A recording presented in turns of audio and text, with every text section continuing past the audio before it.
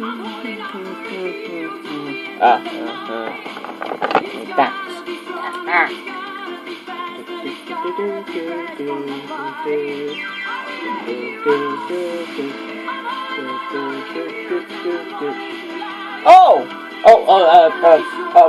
God, copyright claim. There you are. I was wondering where you would get back to, where you'd gone. Thought I would be all alone to do nothing.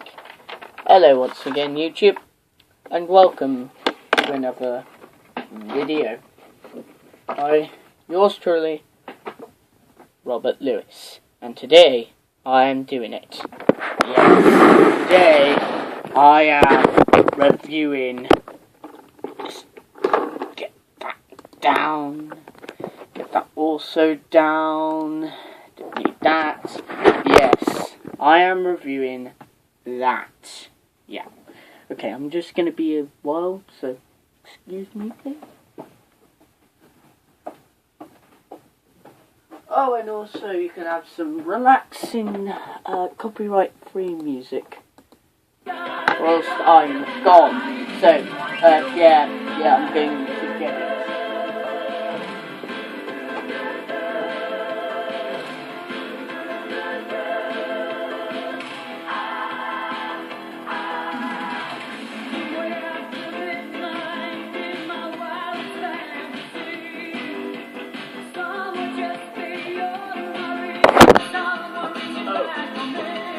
Oh. I'm back! Quite literally. Anyway, today I'm going to be reviewing that. Doctor Who. Let me just show you it. Talons of Weng-Chiang. It's there, isn't it? Or is it there? I don't know. It comes out, but on the camera it looks wrong. It does, because the camera is always wrong. Yes, this is a story quite close to my heart. This is because, well, it's one of the first Doctor Who stories I've ever watched that I watched, which also includes Resurrection of the Daleks and Genesis of the Daleks. Might be reviewing those two in the near future. And yes, if you were wondering what I was drawing, I was drawing this. Look at that. Look at that grin. That's the last thing you'll ever... Imagine seeing that in the corner of in your bedroom at night with no lights on. That's the last thing you'll ever see. Anyway, yeah, these are pretty good drawings. These are, I have to admit it. And some of these here. Oh, you like them apples? Yes, they're coming back as well. So yeah. Yeah, this is the first classic Doctor Who story I ever got. Now, yeah, it's what do I say? It's brilliant. After all, there was a Big Finish spin-off with the duo from the story made of it, so it must be good. So, I'll read you the synopsis. Woman of Victorian London fell prey to an unknown menace, and that is an unlicensed taxi driver. Am I that fucked up? Yes, I am.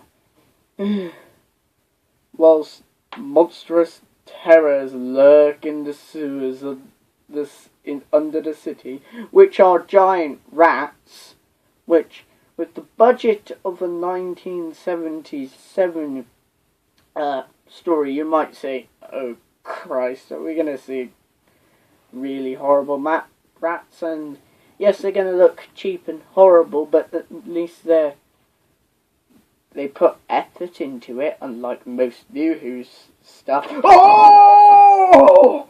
Shots fired!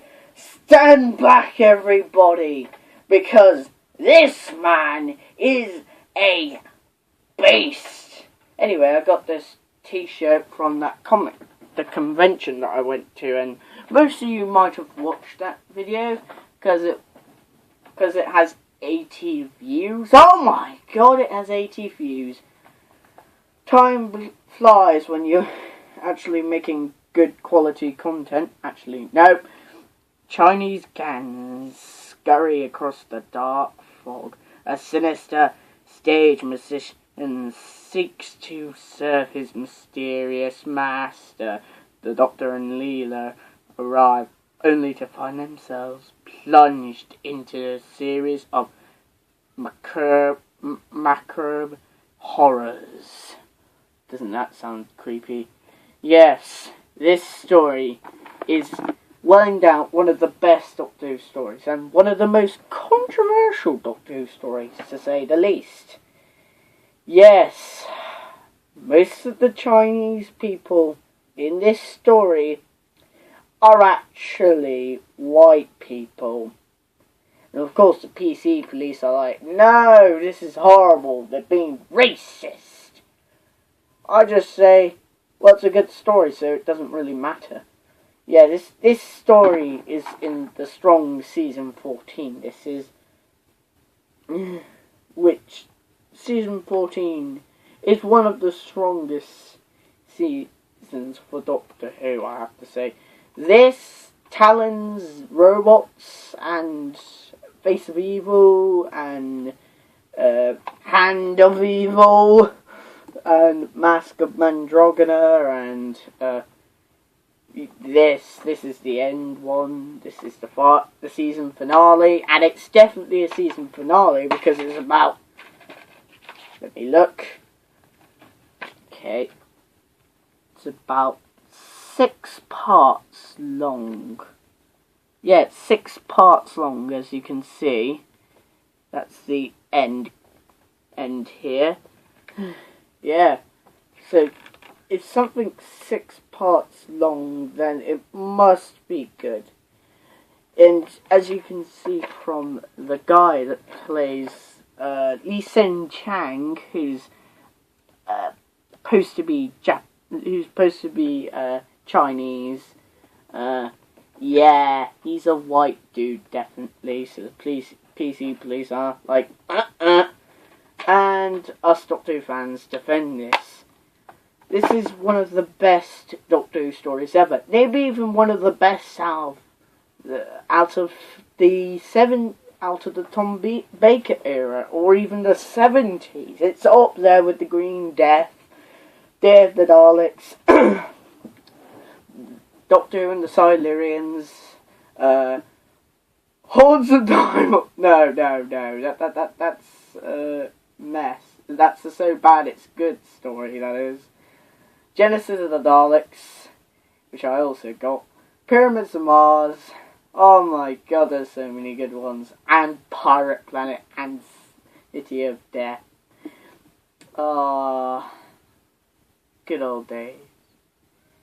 Yeah, there was a show called The Good Old Days in the 70s.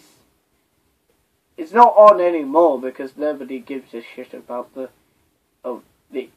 era of time that it's set in. So yes. So let me introduce you to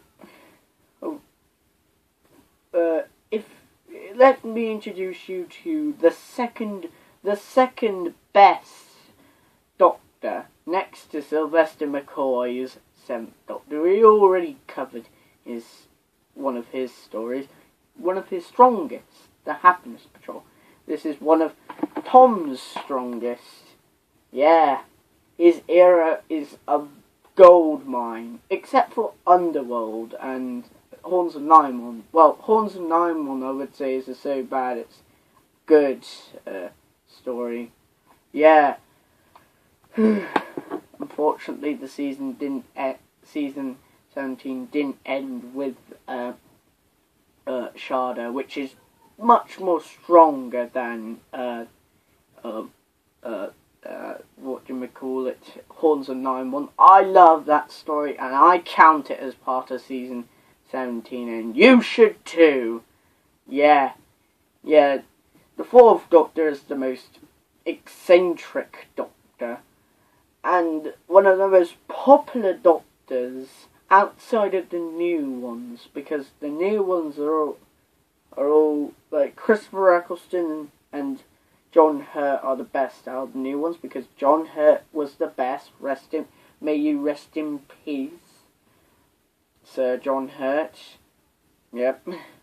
And Christopher Eccleston he was more the Doctor he was. And then you have David Tennant's portrayal, the 10th Doctor.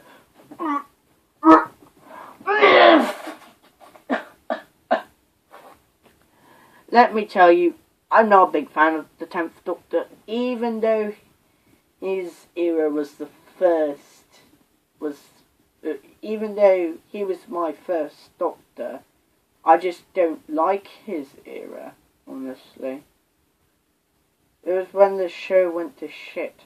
Then it went up again with series 4, and not including the specials, because I actually liked the next Doctor. I didn't like Planet of the Dead, and I do like Waters of Mars, but Planet of the Dead and those are only just 2 dogs. I think series 4 is actually the strongest New Who season outside of series 5 and series 1.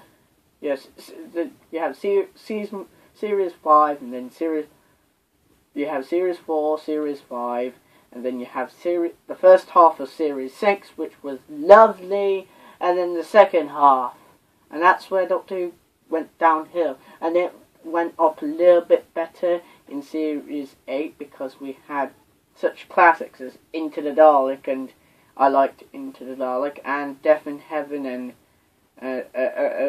Dark Water and Death in Heaven, which I liked, and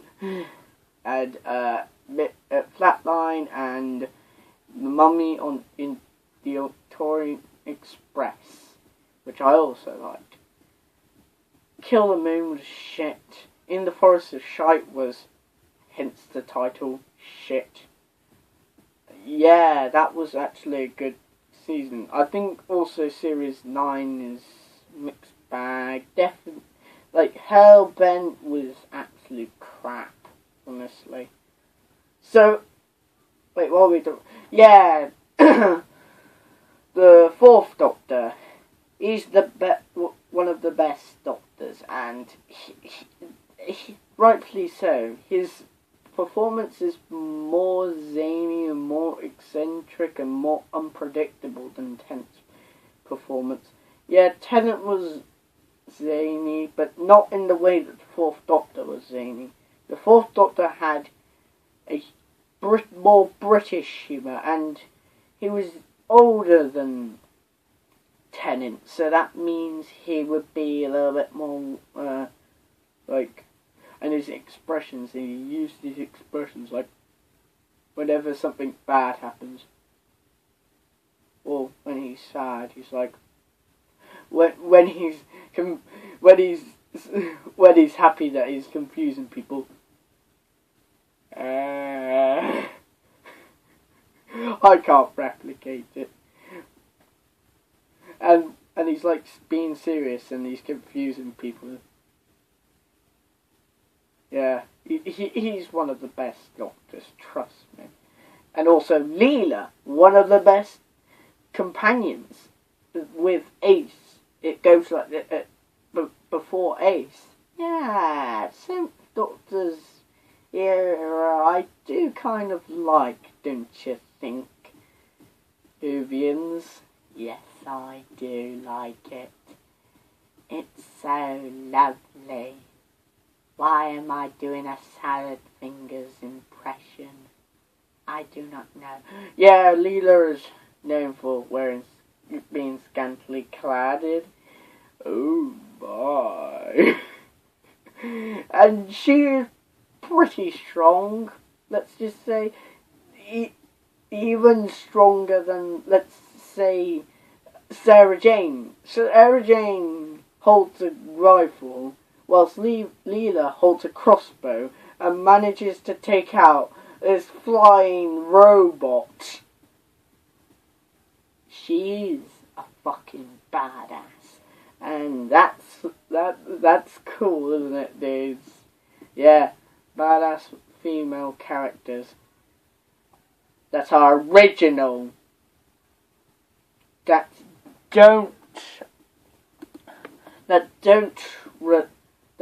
aren't based on badass male characters. Ghostbusters. That was a bad cough.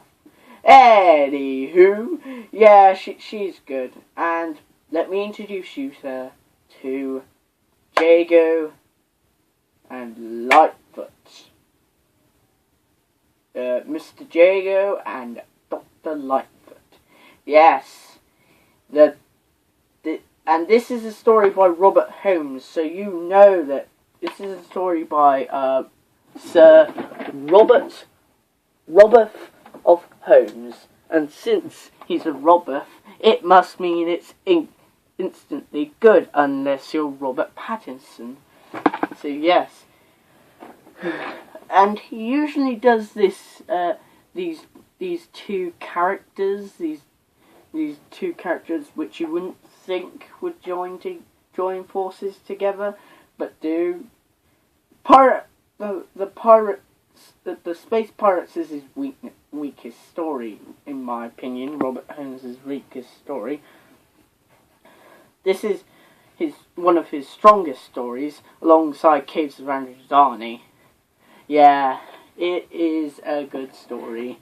Yeah, I admit it. I'm a little bit biased because he's Robert. Yeah, and they're the two characters that have the series based on it, and they're on their 12th or 13th season right now. And this story must be a good story for there to be more than 12 seasons of a Big Finish, of the Big Finish spin-off based on this story. So yeah, it's great. Go and buy it. It's in your local. Go and buy it in this set called the Revisitations box set, which has this, Caves of Androzani, which I mentioned, and unfortunately Doctor Who the TV movie. Why unfortunately?